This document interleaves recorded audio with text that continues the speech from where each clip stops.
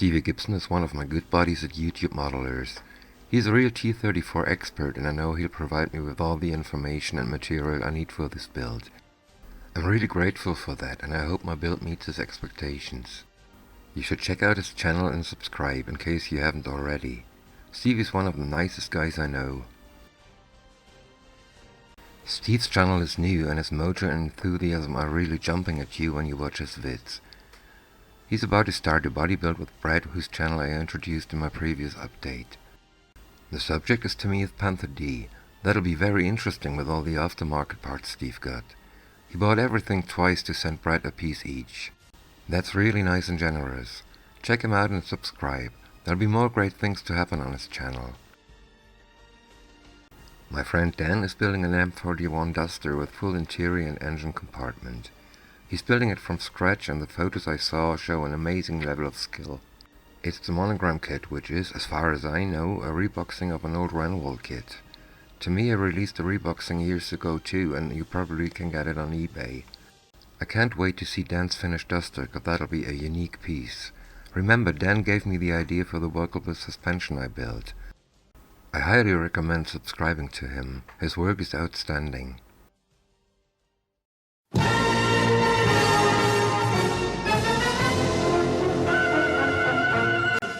Stevie Gibson allowed me to use some of his pics of a T-34 he built a while ago. Here you can see the cooling flaps that sit above the engine. In fact, they're there to prevent the engine from cooling down too much. I was glad to have these pics because I really thought of building something from scratch that resembled the top of the engine. That turned out to be unnecessary work. It was easier to build these flaps, although it wasn't possible to do it the proper way. The suspension needs too much space, and I had to come up with another solution, and here it is. These are the parts I made. 4 tiny wedges and 2 strips of 0.5mm plastic sheet. I turned the upper hull over and glued 2 wedges on each side of the opening. Then I glued the strips on top of the wedges. There you go, cooling flaps.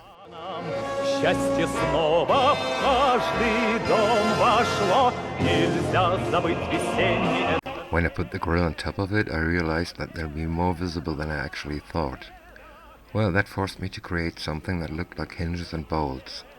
Some more plastic sheet and 0.6mm copper wire were used for that.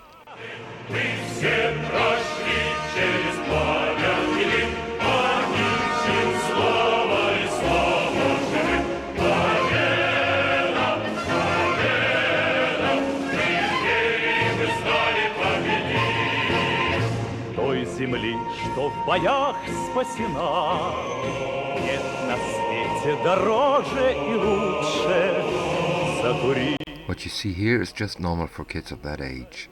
Most detail is molded on. I changed that because I need those tie downs to pull rope through the openings. I want to erect the stowage properly. Honestly, the result is not too convincing, at least not the upper pieces, but when I dry fitted the stowage I found out that they won't be visible at all, so it doesn't matter.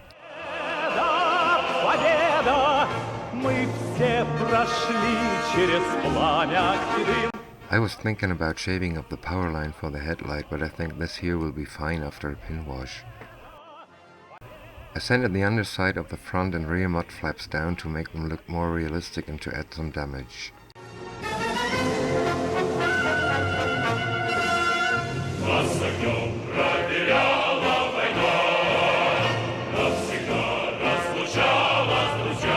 The old Tamiya kits could be equipped with motor and batteries. That's the reason for the ugly slots on both sides of the rear end. They had to be filled, of course. I used plastic sheets in 2 layers, one of 1mm and the other one of 0.2mm. I used some paper and a pencil to get the shape properly. I cut out that little sketch and used it as template. I glued on some strips to the inner side to support the angled pieces I made.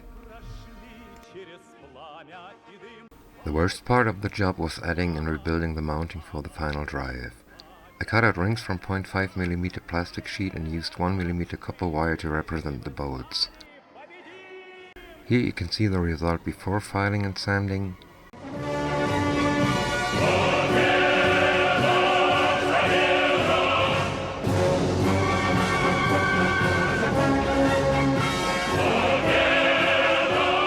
And afterwards. Since there be the sprockets, the tracks and some mud, I think it looks okay. The sponsons need to be filled too. I cut out the matching pieces from 0.5mm plastic sheet. Then I glued strips of the same material to the inner walls to support those pieces. Next I glued pieces of square rod to the inner side of the strips I'll use to fill the sponsons. They'll make larger contact areas to glue the upper and lower hull together.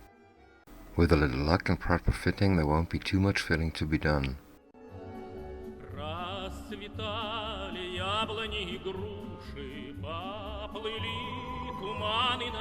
These are the figures I'll use. This won't be an inbox review, just some pics of the detail. It's obviously an older mini outfit cause there's some flash, but that's no big deal. The faces are not the best, but they'll make a good excuse if I mess up the paint job.